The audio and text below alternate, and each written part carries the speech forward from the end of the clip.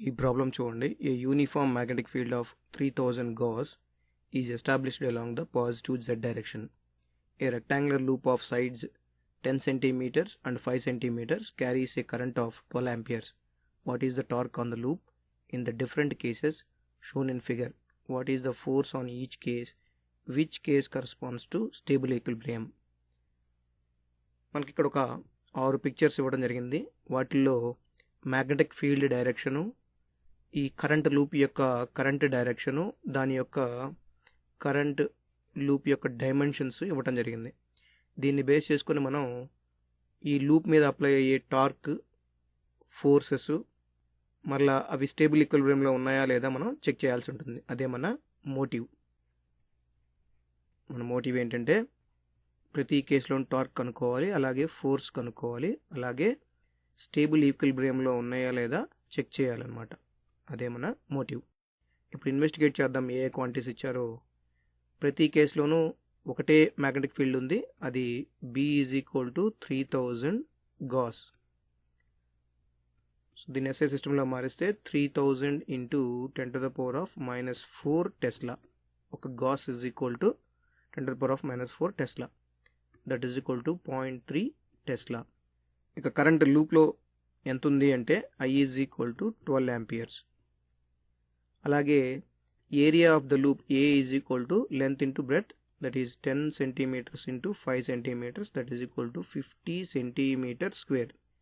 దీన్ని ఎస్ఐ సిస్టంలో మారిస్తే 50 × 10⁻⁻4 m². ఇప్పుడు రిజాల్వ్ చేద్దాము. ఒక్కొక్క పిక్చర్ని రిజాల్వ్ చేద్దాము.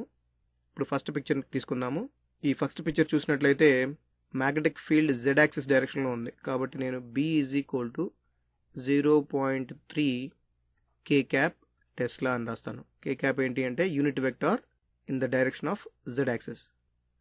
అలాగే ఏరియా వెక్టార్ తీసుకుందాము. ఏరియా వెక్టార్ ఎలా కనుక్కుంటామంటే రైట్ హ్యాండ్ థంబ్ రూల్ నుంచి కనుక్కోవచ్చు. మన చేతి వేళ్ళని కనుక ఈ కరెంట్ డైరెక్షన్లో ఇలా విధంగా ముడిస్తే బొటన్ వేలు ఏ డైరెక్షన్లో అయితే చూపిస్తుందో దాన్నే ఆ ఏరియా వెక్టార్ యొక్క డైరెక్షన్గా చూసుకోవచ్చు. అంటే ఇక్కడ ఈ కేసులో ఏం జరుగుతుందంటే ఈ కరెంట్ డైరెక్షన్ ఇలా ఉంది కాబట్టి ఈ డైరెక్షన్లో మనం చేతి వేళ్ళు కనుక మడిస్తే మన థంబ్ వచ్చేసి ఎక్స్ యాక్సిస్ డైరెక్షన్లోకి చూపిస్తూ ఉంటుంది. అంటే ఇప్పుడు ఏరియా వెక్టర్ ఎలా రాయొచ్చు అంటే 50 × 10⁻⁻4 పాజిటివ్ యాక్సిస్ డైరెక్షన్లో ఉంది కాబట్టి I cap m². Current already మనకు తెలుసు 12 amperes. ఇప్పుడు torque acting on a loop T = I × A × B. Area వెక్టార్కి మ్యాగ్నెటిక్ ఫీల్డ్ వెక్టార్కి క్రాస్ ప్రోడక్ట్ తీసుకోవాలి.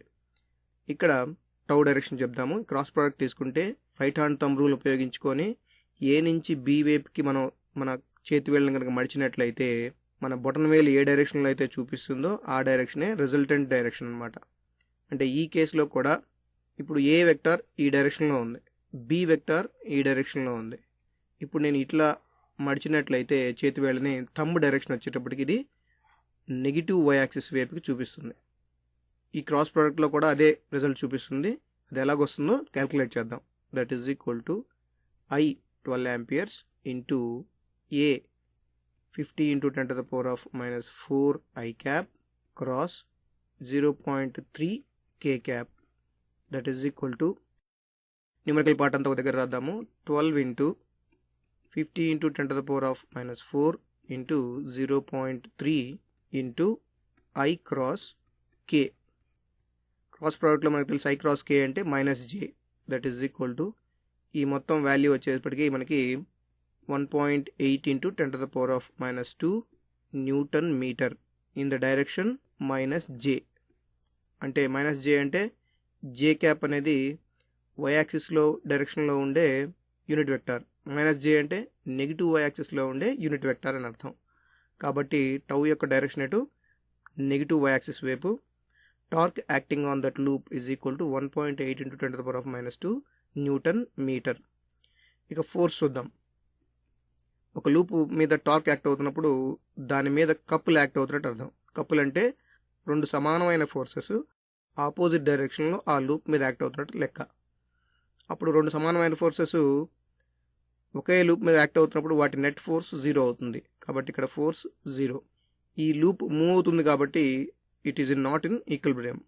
ఈ లూపు ఈక్విలిబ్రియంలో లేదు. ఇక రెండవ ప్రాబ్లం చూద్దాము. ఈ రెండవ గ్రాఫ్లో కూడా మ్యాగ్నెటిక్ ఫీల్డ్ z డైరెక్షన్లో ఉంది కాబట్టి B is equal to 0.3 k cap Tesla.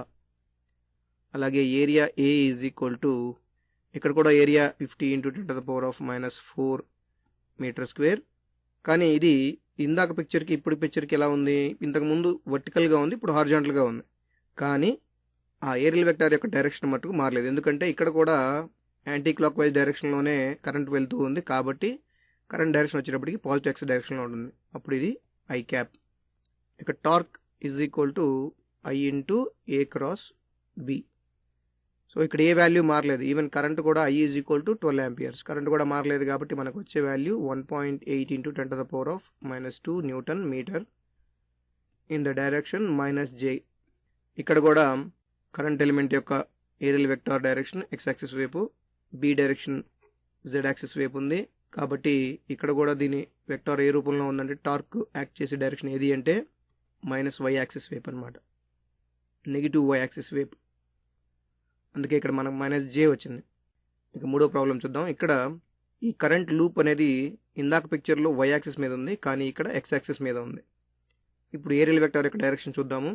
Current ఇలా క్లాక్ వైజ్లో వెళ్తుంది కాబట్టి ఇక్కడ కనుక మనం రైట్ హ్యాండ్ థంబ్ రూల్ పెడితే areal vector negative y axis వైపు ఉంటుందన్నమాట. B is equal to 0.3 k cap tesla. A is equal to 50 × 10⁻⁴ × -J metre square. I is equal to 12 amperes. Torque tau is equal to I × A × B.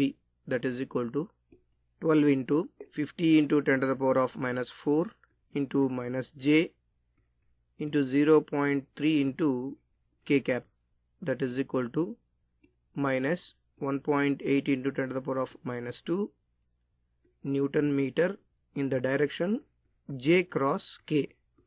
J cross K ante I cap, that is equal to minus 1.8 into 10⁻² Newton meter in the direction I cap అని. I cap అంటే x axis వైపు, minus I అంటే negative X axis వైపు. Torque యొక్క direction negative X axis వైపు. ఇక నాలుగో problem చూద్దాం. ఇక్కడ మ్యాగ్నెటిక్ ఫీల్డ్ డైరెక్షన్ సేమ్ ఉంది, కానీ ఈ లూప్ యొక్క డైరెక్షన్ మారింది. దాన్ని ఏ విధంగా రాయొచ్చు అంటే ఇక్కడ current direction anti clock wise ఉంది, అప్పుడు దాని వెక్టార్ ఇలా ఉంటుంది. ఈ వెక్టార్ ఎక్స్ యాక్సిస్తో 30 degrees చేస్తుంది. ఎలాగో ఇప్పుడు ఒక టాప్ వ్యూలోని చూపిస్తాం.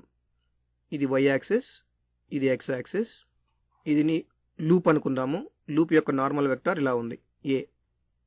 ఎప్పుడైతే నువ్వు ఈ లూప్ని టర్న్ చేస్తావో